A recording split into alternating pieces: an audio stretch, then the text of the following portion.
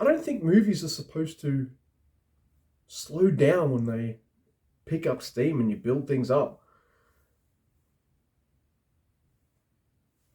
So, La Femme Nikita is the 1990 Luc Besson written and directed movie. No, it's not one of the TV shows or one of the remakes. I wanted to watch the original. It stars Anne Prouillard. I'm not going to mention all the other French actors. I'll butcher all their names. But it is the old kind of action movie. And I feel like it's misleading to call this an action movie. Whilst there is action in it, I feel that this is more of a character piece and a drama than an action film. So Nikita is this kind of junkie girl who, robbery gone wrong, shoots a cop dead and sent to life in prison. And she's given the choice, work for the government or die, really.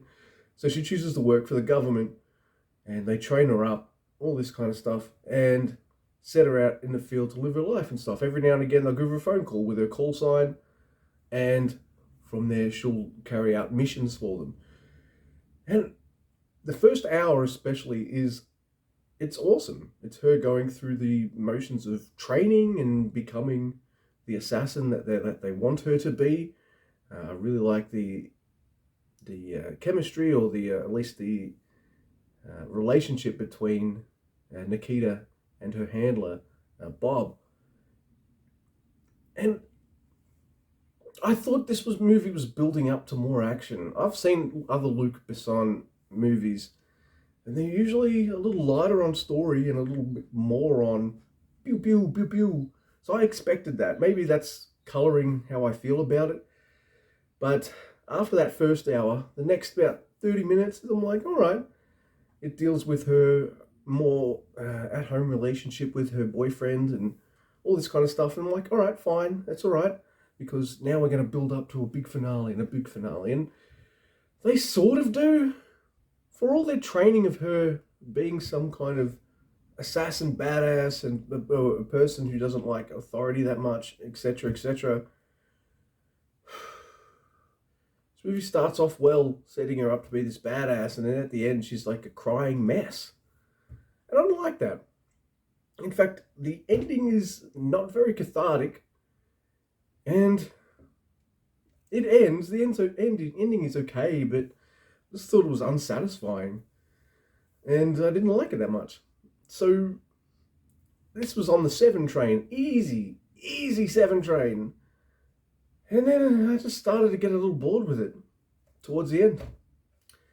Yeah, and the ending, I thought that would build, all right, fine, you've bored me into a false sense of security, I guess. Action-packed ending, let's do it. No, not really. As a character piece, it's fine as well, but it's still boring mostly in the second half. The first half is fantastic. It sets up everything great.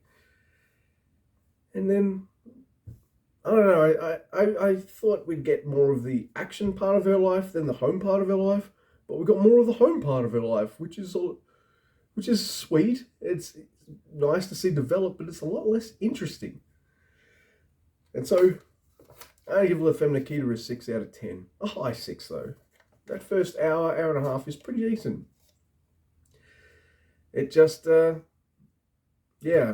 lulls you to sleep and never really wakes you up again. It's also a foreign film with subtitles, so if you don't like those kinds of movies, well then, you suck. Give me a like, dislike, share, and subscribe.